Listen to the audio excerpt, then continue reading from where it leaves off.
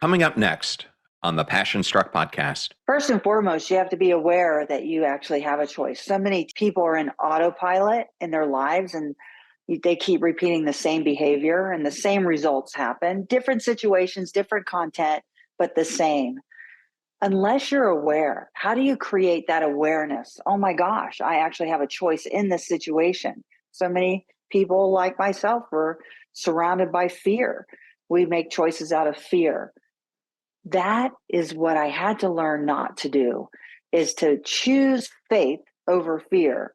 That if I do the next right thing and choose, that I had the power to choose that choice, I'm okay with the consequences. Welcome to Pasion Struck. Hi, I'm your host, John R. Miles, and on the show, we decipher the secrets, tips, and guidance of the world's most inspiring people and turn their wisdom into practical advice for you and those around you. Our mission is to help you unlock the power of intentionality so that you can become the best version of yourself. If you're new to the show, I offer advice and answer listener questions on Fridays. We have long-form interviews the rest of the week with guests ranging from astronauts to authors, CEOs, creators, innovators, scientists, military leaders, visionaries, and athletes. Now, let's go out there and become Pasion Struck.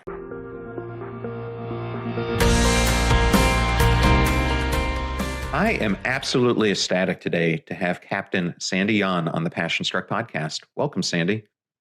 And I'm so happy to be here. Thank you for having me. Well, first and foremost, I just had to give you a huge shout out for your amazing book, Be the Calm or Be the Storm. Congratulations on releasing this to the world. Thank you. Thank you so much. I am very excited about this book and the fact that it's a Hay House book, because when I got sober, all I read was Louise Hay. And I never would have thought that from the time I got sober until today that I would actually have a book published by Hay House, which was created by Louise Hay. Well, I love Hay House myself, and Benjamin Hardy is one of my favorite authors, and he is one of theirs as well. And you and I were talking before, I'm trying to get my book published. Well, Hay House is one that we're still waiting an answer on. So maybe that will be the one. I'm going to start here because I love to give the audience the opportunity to get to know you. I like to ask this question. We all have periods that define us. And one of the core aspects of this podcast, as you and I discussed, is to help people who are stuck learn that by living intentionally, they can change their life. And I think listeners see someone like you. Here you are, a successful super yacht captain. You're the star of a reality TV show. And they sit here and are thinking, how do I go from where I am to where they are and achieving greatness in life that they never thought possible? And I think your story is such an important one for listeners, because from the time that you were 13 until 25, you describe yourself as being in almost uninterrupted oblivion, quoting your words from the book. You were smoking pot every day. You tried crystal meth. You were an alcoholic, a high school dropout, and were constantly either in jail or rehab. And I put it out there because many people are stuck in different ways, and you've been courageous enough to come forward and tell your story. But how did going through those difficult times and overcoming your addiction help shape who you are today? And if you're someone who's listening, how do you free yourself from being stuck at the bottom? I think, first of all, you have to have that awareness and acceptance that you have to admit where you are and be honest with yourself. So many times I found that I would try to be someone else for other people, but not true to myself. And as far as addiction, I had to complete surrender, that I was powerless over my choices in life, alcohol and drugs, and I had to eliminate the things in my life in order to change it. And I did that because I was so desperate to change that I was willing to do anything to make that happen. And that's what it took. Complete desperation. I felt hopeless. I had a hopeless state of mind and body. And I walked in those rooms and I thought, I can't, they can. So why not try it their way? And that's what I did. And every day I had to remain teachable. I had to say, I don't know, they know, so I'll try it. And when I started getting in my head thinking I knew everything, I just would look back and go, well, look where my thought process got me. Why don't I try their thought process and their suggestions? And that's what I did. And my suggestion is complete surrender and ask for help and follow direction. Yeah, well, I listened to you on another podcast the other day, and you were talking about addiction and that oftentimes people will go into a 12-step program and they'll keep going in and out of it because they're there physically, but they're not there emotionally and putting themselves 100% in it. And one of the things that I talk about most on this podcast is the importance of choice. And our lives are defined by these thousands of seamless small choices we make on a daily basis. And these choices are something that you cover throughout the book. How do our choices allow us to have second chances? First and foremost, you have to be aware that you actually have a choice. So many people are in autopilot in their lives and they keep repeating the same behavior and the same results happen. Different situations, different content, but the same. Unless you're aware, how do you create that awareness? Oh my gosh, I actually have a choice in this situation. So many people like myself were surrounded by fear. We make choices out of fear. That is what I had to learn not to do, is to choose faith over fear. That if I do the next right thing and choose, that I had the power to choose that choice, I'm okay with the consequences. And I always think about, I have A or B or C, right? Those are my choices. Knowing that A is probably the best choice I have, right? Knowing that I always think it through. What's the worst case scenario and the best case scenario? And if I'm okay with the worst case scenario, I'll choose it. And that is preparing myself. But really, it's knowing that you have a choice. And that awareness just doesn't happen. I had to be taught that I was aware. I had to be taught that I could choose. I wasn't aware. I didn't know that I had a choice to choose. Does that make sense? I never knew that because I was in automatic mode.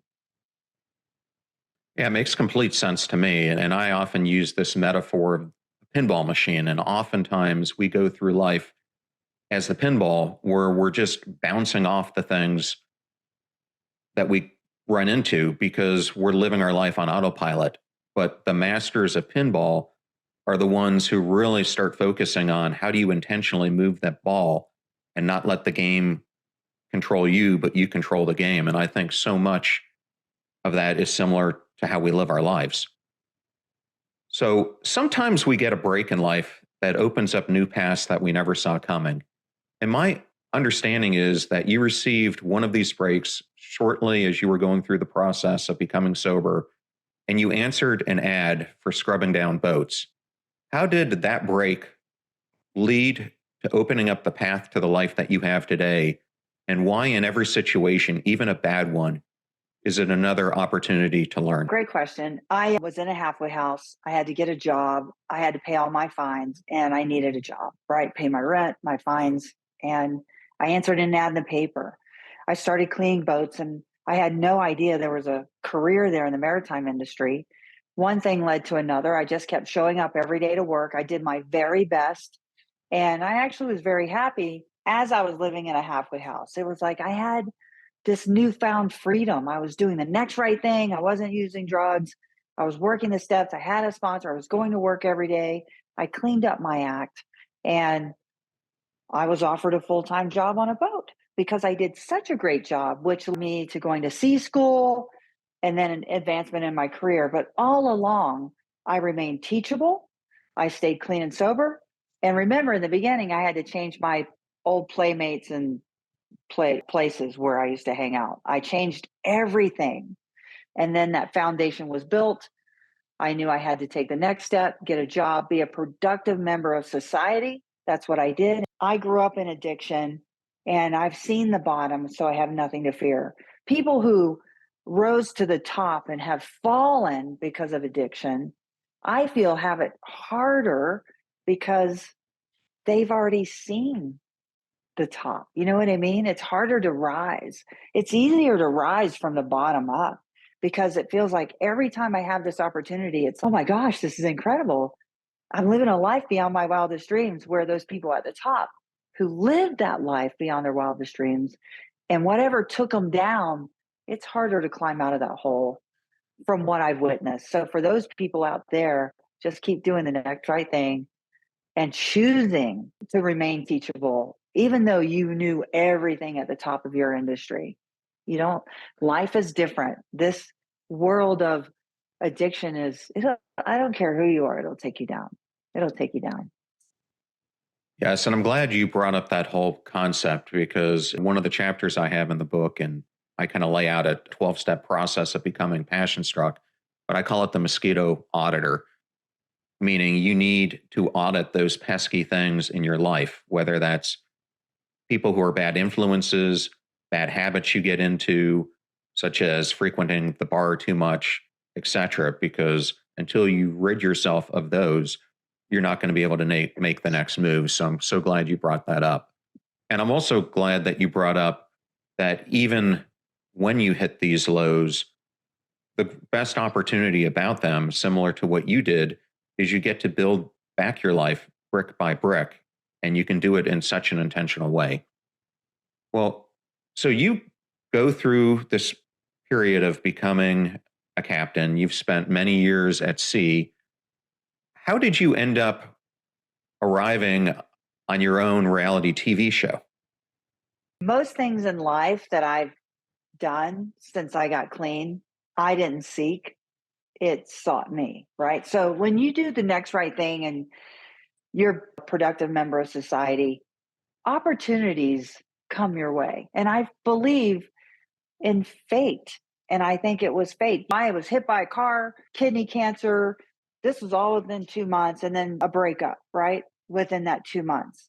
In that 2 months, I got the call as I was healing about below deck, because I was thinking, wow, my career's over, I lost the business. It was like everything was falling apart. Even though I was staying clean, I chose things that really weren't good for me. You know what I mean? Because you can be doing the right thing and still choose the wrong thing. And so basically it landed in my lap, and I thought, hey, why not? It landed in my lap. People in my industry is, it's going to kill your career. Don't do it. And I thought, I was really on the fence about doing the show. And I thought it was presented to me. So I'm going to take the opportunity, and there's no love lost. If I don't do it, I'll just step back into my career. And this opportunity, I feel I was given this to reach other people, the millions of people that Bravo reaches, to show them you can climb out of a hole with help. You can have a career in the maritime industry that people had no idea existed. And this is the result of getting clean, doing the next right thing, and working hard. People think this job is easy. It's not. What on TV isn't. It is. We work hard, and there's a lot of sacrifice. There's sacrifice in everything, but there are jobs for people. And for me, that opportunity was a gift, and I didn't want to not take that gift. Well, I can't even imagine going through one of the three things you did, much less having a motorcycle accident, cancer, and a breakup hit you in such a short time as you're trying to recover from each one of them. And I will give a shout out to the Bravo cable network. Go check out Below Deck Mediterranean. You won't be disappointed. And I'm going to continue along these lines just for one or two more questions, because in the book, you bring up this concept of a floating corporation. And I have to tell you, my own time in the Navy, when I was on destroyers and cruisers, yes, they were big, but I didn't realize this whole concept of a floating corporation until I got on my first aircraft carrier. And if a person has never been on one of these things, there are literally 5,000 to 6,000 people on board. And it is like you are floating in a small town, and it's this ecosystem all around you. So I respect what you're trying to do on this show. And I wanted to ask, how through it are you trying to share with the audience the complexities of what it's like being on a floating corporation? I love this show because it shows what captains go through, for every owner out there that watches this show. I started working on boats before management companies existed. And we were the HR department. I hired and fired crew. Financial, we were budgeting. I had to learn spreadsheets. I didn't go to school. I mean, I got kicked out of 11th grade. I didn't know Excel spreadsheets. I had to learn. I had to learn how to compare budgets. I had to learn to budget food for crew, annual budgets. I had to learn how to mingle with charter brokers and figure out how to get people on board to spend their money to create revenue for the owner. It was a big learning curve. And by the way, go through a build on a massive super yacht that I've never done before in my life. It was incredible. It was challenging. It was fascinating, but I always remained teachable and I asked questions. And now looking back, I think, okay, so we have management companies, flag state companies, port state control. Now it's all this paperwork that I didn't have to do back in the day. I had to do the currency exchange rates with pesetas, euro. We didn't have euros, pesetas, francs, lira, and stay on top of the finances. And now, thankfully, it went to the euro, makes life easier. And we had to learn ISM, many ISM. We had to do, it's a lot of paperwork. There's a lot of lives responsible that we're responsible for. And every time there's an accident at sea, they implement another law that we have to implement on board. And I'm grateful for that because the maritime industry is sort of like being in the military. It's structure, right? You're on board. You're not going ashore to go home. You're still on board. The difference is it's not so militant. They get to have a life outside of the vessel when we have days off. So I like the structure. It taught me structure. It teaches people that. It teaches people responsibility because we're responsible for lives. It's a school at sea that you get paid for and you get to see the world and learn different cultures and languages. And I could only do that because I'm sober. That's the only reason I am where I am, is because I'm clean and sober. I've been given this life beyond my wildest dreams. Yes. Well, for a listener who has never served on a boat, I don't even know how to make it real for them. But when you're on deployments, and I'll call yours deployments as well, you are working nonstop. And I remember on mine, it is like you were in a constant state of sleep deprivation. And on a good day, I'm maybe getting 3 to 4 hours of sleep. And you're balancing, do I sleep or do I eat? Because after you have to stand watch, you have to go do your day job. And there was never a ship that I was on, especially the small ones, that wasn't understaffed. And so in the book, you have this phrase that one day on a boat can feel like a month. Can you explain that for the audience? One day on board feels like a month because you're working nonstop. You don't even know what day of the week it is anymore. You look at your time, like you said, you start your shift, you work nonstop. After your shift, you choose, do I want to eat or sleep? It is intense. 1 week on board, 1 week is 6 months. And you're like, oh my God, it's only been 3 days. And you look back when you're in your third day of charter, it's just, oh my God, I got 7 days left or 2 weeks left. It's so hard. I think you have to live it to experience it to know what that means. At the same time, there are so many benefits that you get with that. You don't spend your money. So you save a lot of cash, right? You're not spending money on food or things like that. There are these benefits. And you're getting to know people that otherwise you would never get to know.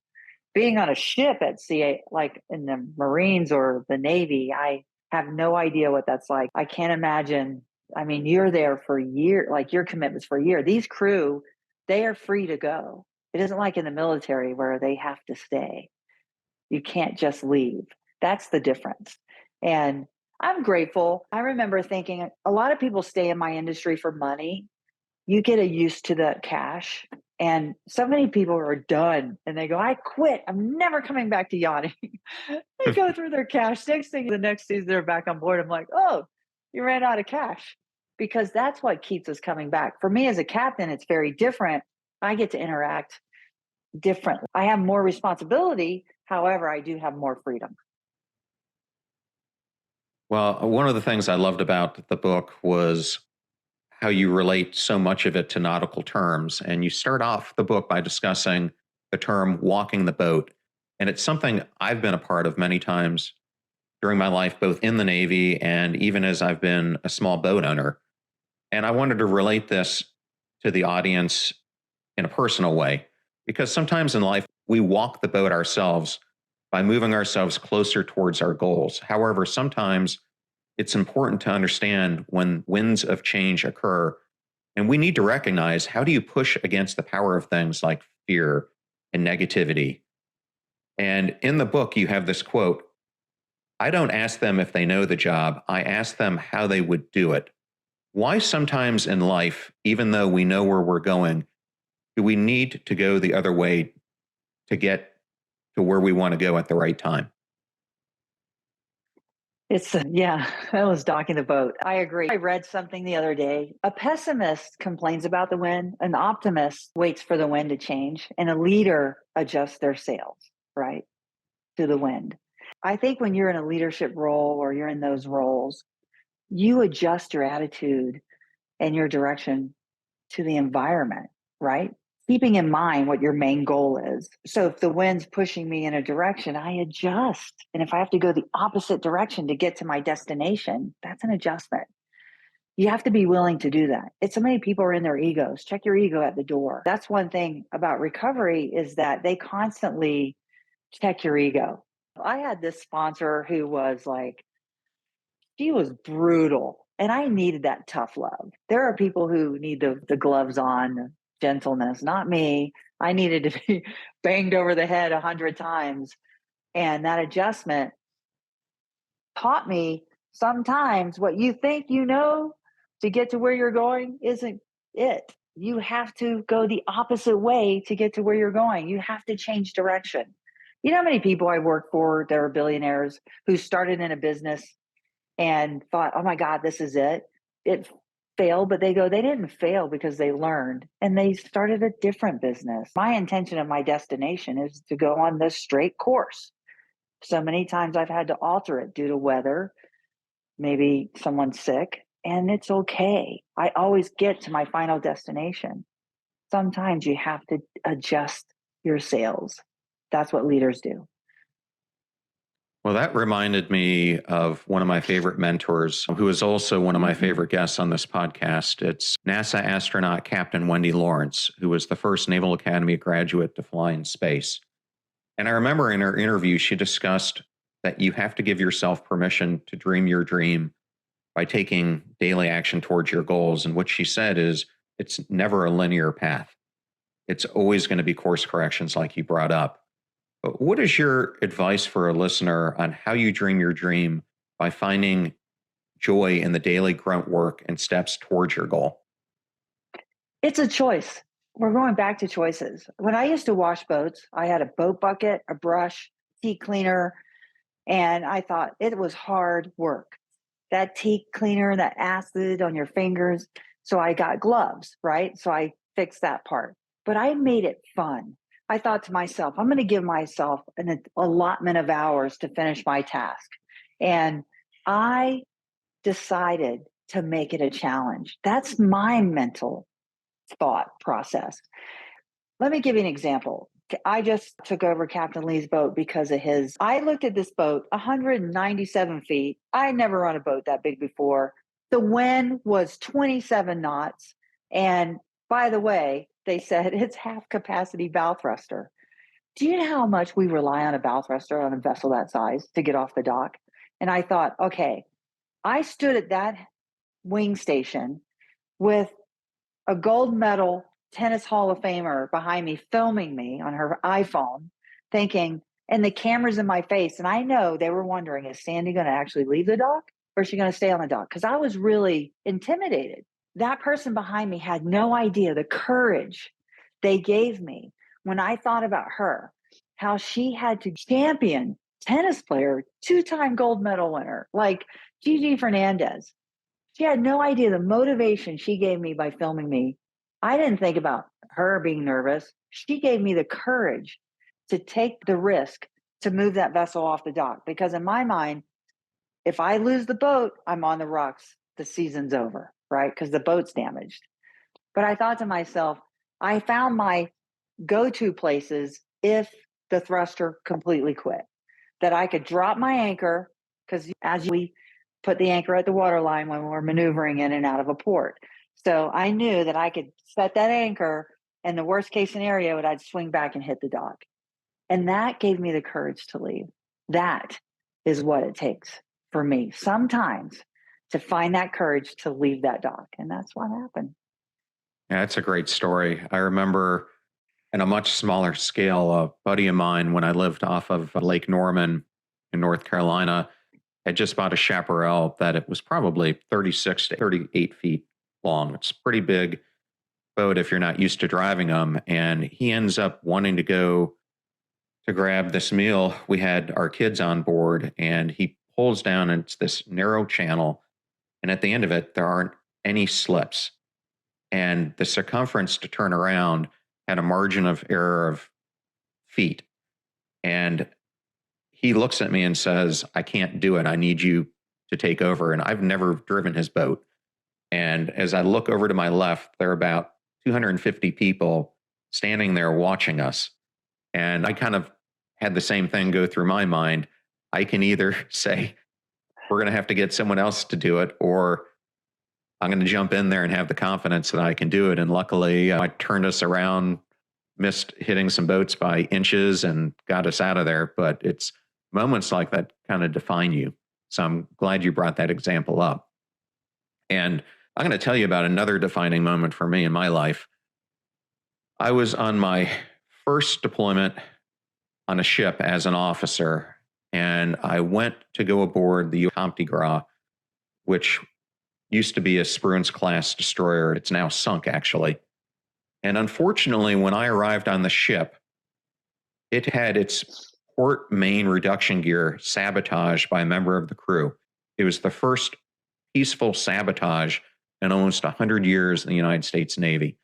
And the morale on board the boat was so bad, I've never seen anything like it. And within weeks of arriving, first the engineering officer was relieved of command, then the XO, and finally the commanding officer was terminated.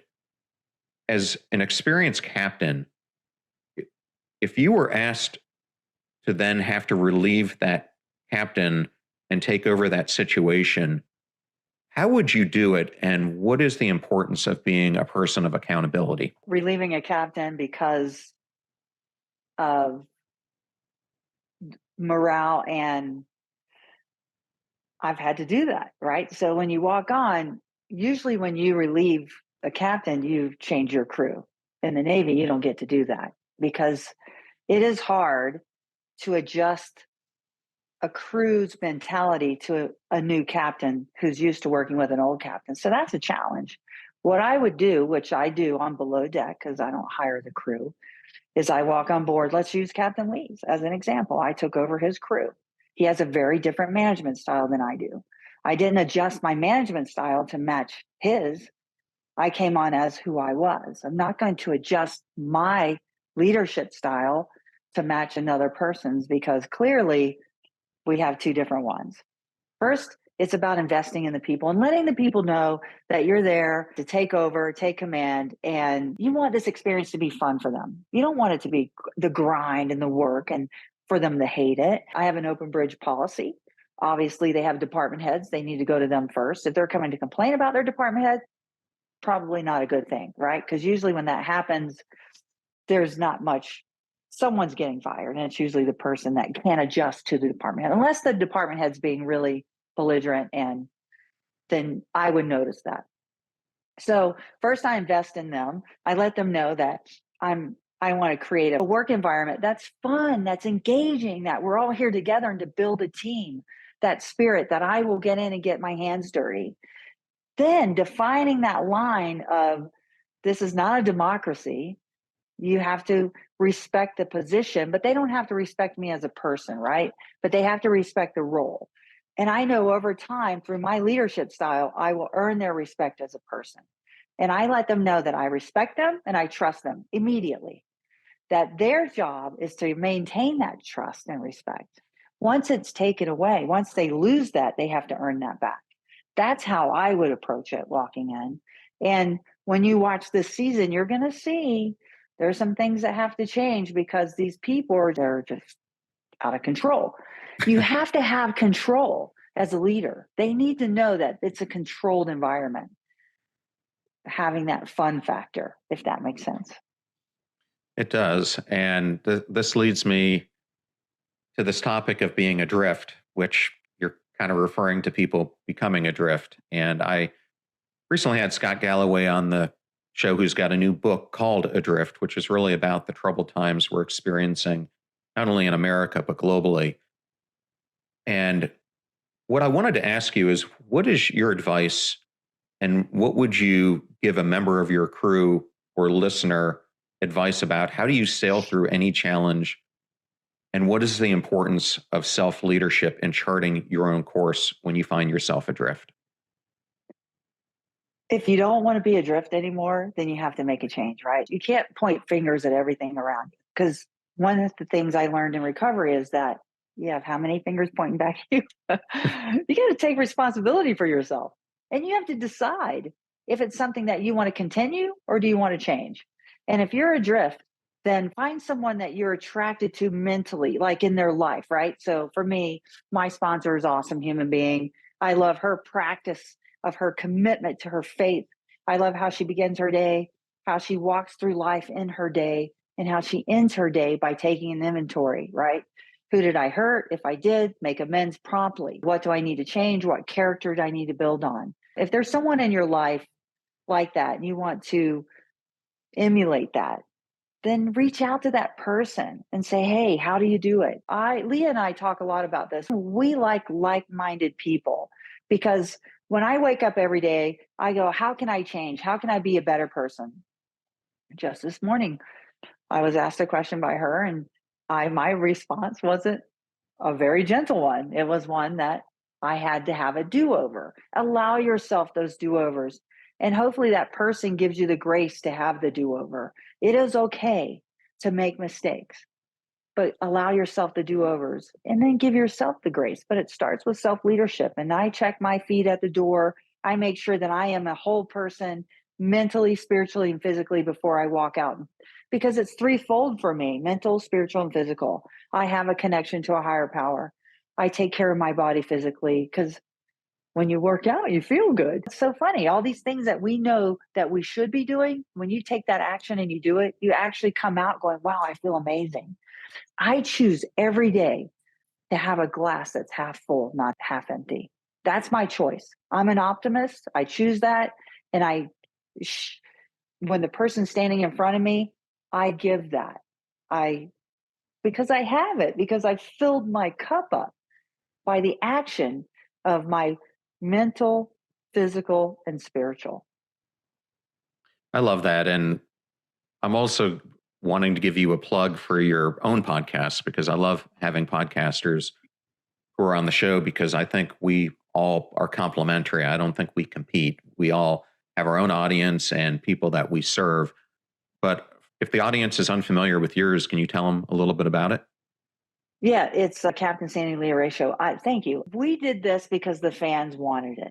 The last thing I thought, do I want another commitment on my plate? Sometimes you have to choose. So you're being called for the greater good. And I feel that way. And Leah having her daughter on there, to me, that was incredible. Listening to that, I wasn't in the room and I got to hear that podcast. I was in awe. It's not about below deck. It's about the average person going through stuff and just having our experience, strength, and hope to be able to give it to other people. Well, thank you. And audience, please go check it out. I got to listen to a few of the episodes and you're going to love it. Thank you. Well, speaking of podcasts, earlier this year, I had Admiral James Stavridis on this show, another ship driver like yourself. And one of my favorite books that the Admiral wrote is Sailing True North, where he profiles 10 admirals on the voyage of character. It just so happens to be chapter 1 of your book. And I wanted to ask, how did you find True North sailing through the gates of hell while being attacked by pirates? Okay, so I wasn't attacked. The threat was there. This is I won an award for that. The training, if you want to master your craft, training is important. Committing yourself to train, to read, to learn, that prepares you on the other side, not knowing that would ever happen. The training was fun for us. I always felt like, oh my God, this is fun. We fight fires, we do this, we learn all these techniques, and we learn. It prepared me. The journey was doomed from the day we left. Anyway, so we get to the Red Sea. And I remember it was President Bush was just reelected. And as you know, in those parts of the world, the Republicans are not liked. And I had foreign crew on board. I had one other American, and they were booing America. And I remember hearing this because NATO formed a coalition of warships after September 11th to monitor piracy and terrorist actions across the ocean and the seas. So basically, I had heard this female officer on a warship inquiring vessels of their cargo, where their destination, last port of call, and not one person, not one man would answer her. So that warship stuck in my mind, Warship 68. And also it was an American voice.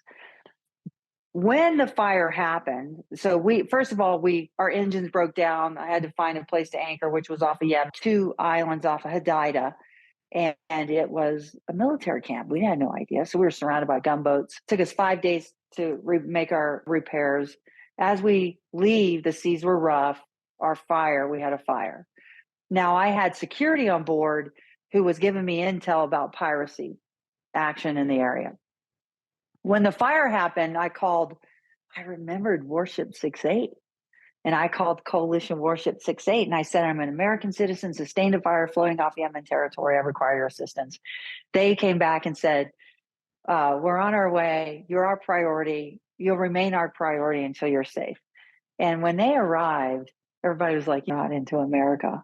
And I'm like, oh, I'm sorry. What do we see? An American flag. I don't see no Kiwi flag. I don't see Croatian flag or whatever nationalities I had on board. It was a U.S. flag. And I felt so proud to be rescued by a warship. And the only reason I called that warship because a female voice stuck out to me. It's so fascinating what your memory retains in an emergency situation, how you draw on those memories. I had a girl try to jump overboard. The guy tried to pull the CO2 with the engineer in the engine room. The security guy goes, the pirates heard your call. They're on their way. And I'm like, stop telling me that when they're off the bow. Tell me the pirates are off the bow, because there's absolutely nothing I can do with the pirates on their way. And it was either a matter of time before the pirates or the warship. And when that warship pulled around the corner, it was incredible. I wish I could say that I felt relieved as they towed us into Hadida. Yemen was at a civil war. Here we are, this massive vessel worth $50+ million, all Western crew in that area. So it took 13 days. I was there every day. The security guy's like, we got to get the rest of the crew off the vessel. So he had me fly them all home because it was less risk for him and less risk, right? So now there's only 2 people on board, which that was very smart. So I listened to the people who knew more than me, right? I wanted my crew there, but he said, we need to get them home. And I thought, okay. I listened because I didn't know. And that's the other thing. When you're in charge, I always say, I defer to my team. It's impossible for me to know everything. They bring different experiences. I defer to them. I listen, but I make the ultimate decision. I listened to security. We flew them out. 13 days in hell in Hadida with rocket launchers, warships, like chewing the guts, that stuff they chew. They get high, and it's Ramadan, and they're hungry and they're high. And I'm like, oh my gosh. And I'm blonde. It was scary. And then I flew out of Sanaa. I got really sick. I flew to Dubai. And I remember getting off the plane, and the guy goes, Captain, you need doctor now. So he takes me to the doctor. I look around, and it's a pediatrician. But I saw a doctor. But I made it out. My crew made it out because I listened to the security guy. And I think for me, the defining moment of my leadership is when I had the girl that tried to jump overboard, the guy who tried to kill the other guy because he pulled the CO2 when I told him not to. And the engineer was still in the engine room, was maintaining the calm. I think it's interesting how all this stuff can be going on around you and you're calm and focused, because I knew I had to get us rescued. I pulled the girl from jumping overboard. I sat her down. I told my chief stew, plot our position on the chart. She was British. She goes, Sandy, we're floating in Shark Shoal. So I look over and I kept the mood light. And I looked at the woman from the Philippines and I said, aren't you glad you didn't jump overboard? It's like, you're better off here than being shark shoved. Like, we found the laughter because I kept it light, and my internal body was so stressed. It was so stressed. And I just felt one thing, I just kept doing the training. I followed the training. It was immersed in my body, and I did one thing after the next. And we made it out. And no lives were lost. No one was hurt. And then 5 years of court battles, I finally was absolved of wrongdoing. Wow. What a story. Well, it was crazy. Well, Sandy, I'm going to talk about another Sandy, and I'm not sure if you have ever had the privilege of meeting Vice Admiral Sandy Stowes, but she reminds me of you. She was the first woman to command an icebreaker on the Great Lakes and the first female to lead a U.S. service academy. And similar to you, Sandy had to break down the barriers of being a female in the male-dominated Coast Guard and spent over 12 years at sea. And she and I talked about what it means to be a person of character. And I wanted to ask you the same question. What does it mean to be a person of character? And in the book, you say, when you go to hire someone, the first thing you look at is character. So why is it so important? The Red Sea Fire is a perfect example. Character trumps skill every time, because how a person reacts to something that doesn't resonate with them. You want to have someone who can have composure, right? Who has that character to rise above if they're being attacked verbally, or you want to be able to have that composure, because we're in the service business, right? So in a super yacht, we're a floating restaurant, resort, toys, personalities, conflict. You want to have that character. And in an emergency situation, I think, who do I want in my lifeboat? And that's where that character shines, right? So I hire for character because character trumps everything. You can train someone who doesn't know, but you can't teach character. They have to teach themselves that. They have to be open and willing to change, to build on character. And that's why I choose character over experience any day. Well, great. Love that answer. For you is, why are we a master of our own fate and a captain of our own soul? Because we're in control of ourselves, right? So we're in control of our decision making. We have choices. We've learned that we have choices. We can choose to wake up, have a great outlook on life or not, right? Are you the optimist or the pessimist? And I choose to be the optimist. I don't care whatever I'm in. I will find the good. I will always look for the good. That, to me, is the joy I have in my soul. That's the choice. Well, Sandy, thank you so much for giving us the honor of being on the show. Congratulations on the launch of your new book. And thank you so much for sharing your wisdom with our audience. Thank you. And I can't wait to read your book. So please get it published so I can read it, because you're an awesome human being. Thank you. Well, thank you so much for that. And I hope 2023 is my year. Yeah, I think it will be. I thoroughly enjoyed that interview with Captain Sandy Yawn, and I wanted to thank Sandy, Hayhouse, and Jessica Retta for the honor of being guests on the show today. You're about to hear a preview of the Pasion Struck podcast interview that I did with Yahoo Finance's #1 relationship coach, Jamie Bronstein, who is a licensed therapist, relationship coach, and author of the upcoming book, Manifesting, a step-by-step guide to attracting love that is meant for you. We can't control what's going to happen in our lives necessarily. However, we can control how we relate to it. We have a choice. So the issue isn't the issue, but how we relate to the issue is the issue. And life happens for us, not to us, meaning that everything that happens in our life happens for our growth and upliftment and our learning and for us to get closer to ourselves, versus life happening to somebody is victim mode. The fee for this show is that you share it with family or friends when you find something interesting or useful. If you know someone who could use some leadership advice, then definitely share today's episode with them. The greatest compliment that you can give us is to share the show with those that you love or care about. In the meantime, do your best to apply what you hear on the show so that you can live what you listen. And until next time, live life passion struck.